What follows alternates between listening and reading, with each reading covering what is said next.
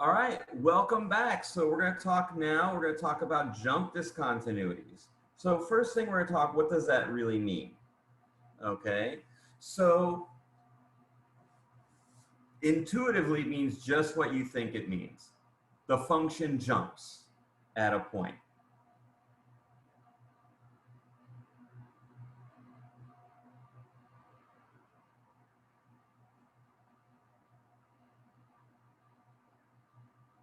Okay, and since we're in a math class, we have to sort of use precise language for what we mean there. Okay, so y equals f of t has a jump discontinuity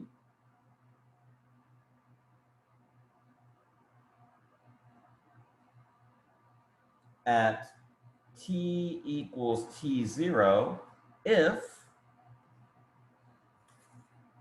the limit as t approaches t0 from the left of f of t is not equal to the limit as t approaches t0 from the right of f of t, but both of these limits should be finite, okay?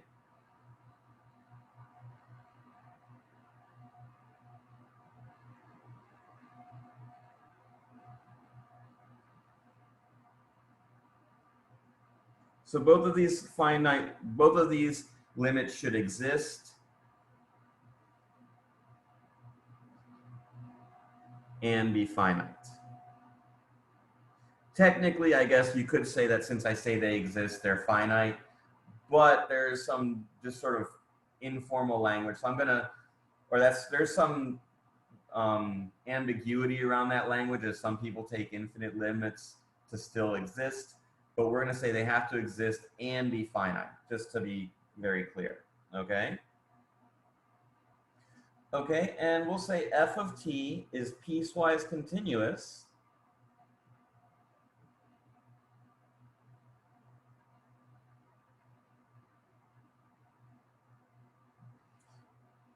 if it exists, if it is continuous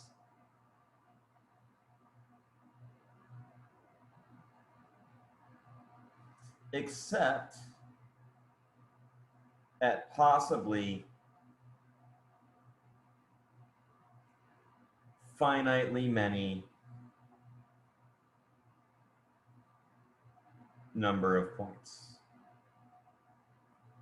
Number of points, yes. With jump discontinuities at those points.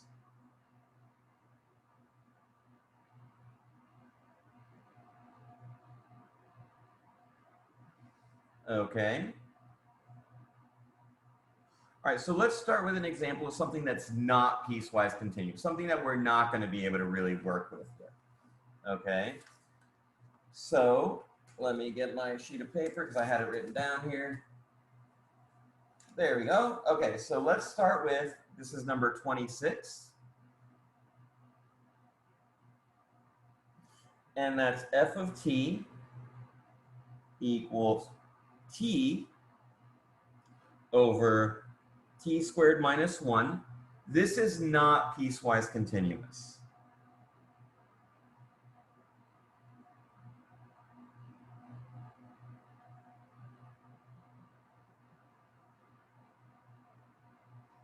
Okay, this is not piecewise continuous.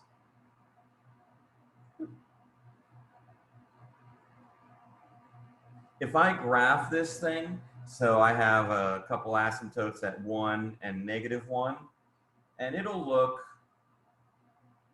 basically like so.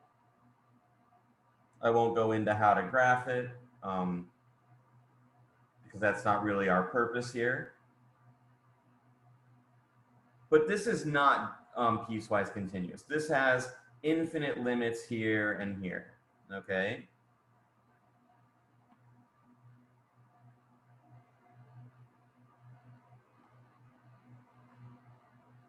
Okay, but for example, one that is piecewise continuous, let me get my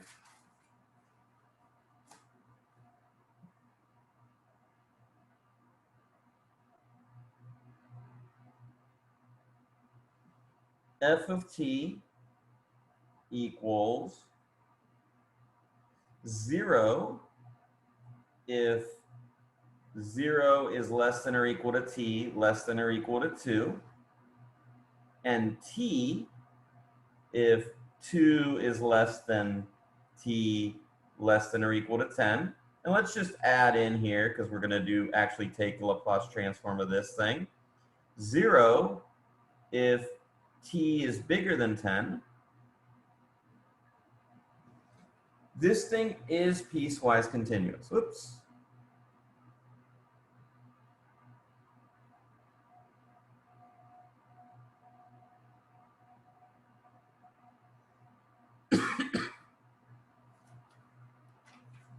Okay, let me just a second.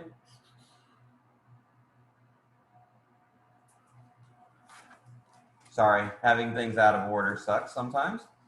Okay, so this is piecewise continuous. So I'm going to show you we can actually take the Laplace transform of this thing. Okay. Here, let me graph it first so you can see what it's supposed to look like.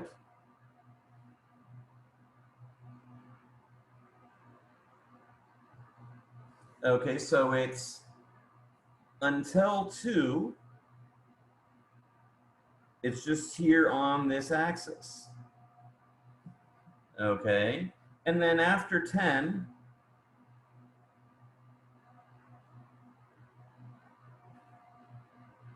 sorry, let me draw that in black there. Okay. After 10, it's going to be on that axis again. So 2, 3, 4, 5, 6, 7, 8, 9, 10. Open circle there. Actually, those don't really come into play in the Laplace transform, as you'll see, but not important right now. And then from 2 to 10, it's going to be, you know, here, say here, it's going to be like so. Okay, so let's go ahead and take the Laplace transform. I know I normally, like I said, I normally do one video per page, but we're right in the middle, so let's go ahead and take the Laplace transform. Let me write it down here, and then I'll calculate it on the next page. So L of f of s, okay, in this situation is going to be the integral. Now the integral is going to come out, we really only have the integral from 2 to 10. So we're going to have the integral from 2 to 10 of t e to the negative st dt. Okay, and everything else is going to be 0.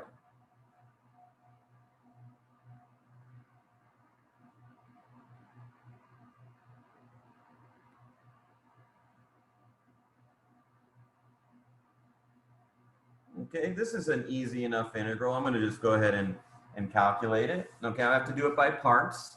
Oh, I hate doing integration by parts on video, but I did it already, so I have it here in case I mess it up. Okay, so that's u, that's dv, du equals dt, v equals e to the negative st over negative s. Just checking. So this is going to be uv is t e to the negative st. Oh, I did screw it up earlier.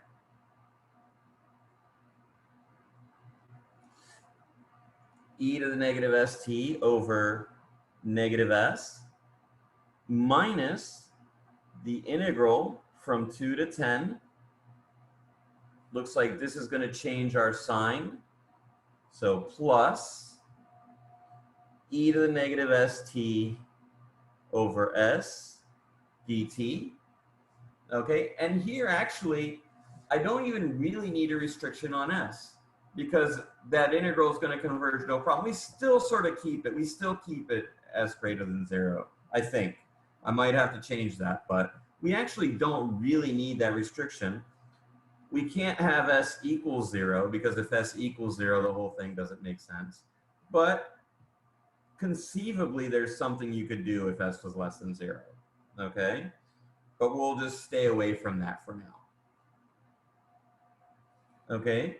Oh, let me put my bounds here. I have that tendency to forget that. Okay, so we're going to have,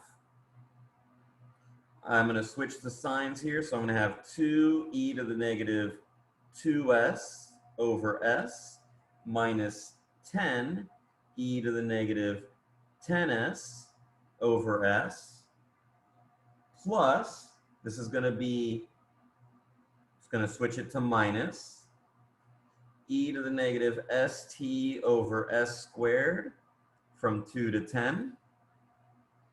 Okay, so that's going to be, let me write this as 1 over s, 2e to the negative 2s minus 10e to the negative 10s, minus e to the negative 10s. Oh, well, let's put a 1 over s squared in front. So I'm just pulling out that 1 over s squared, make it easier. E to the negative 10s minus e to the negative 2s. Okay? I really just needed s not equal to 0, but we'll continue with s greater than 0, just because that's the standard restriction on the Laplace transform unless something else is given. Okay? All right. Yeah, you know what? Before the next video, let me just say about linearity. So the Laplace transform is linear. No, never mind. I'll say that next time. Next video. Mouse.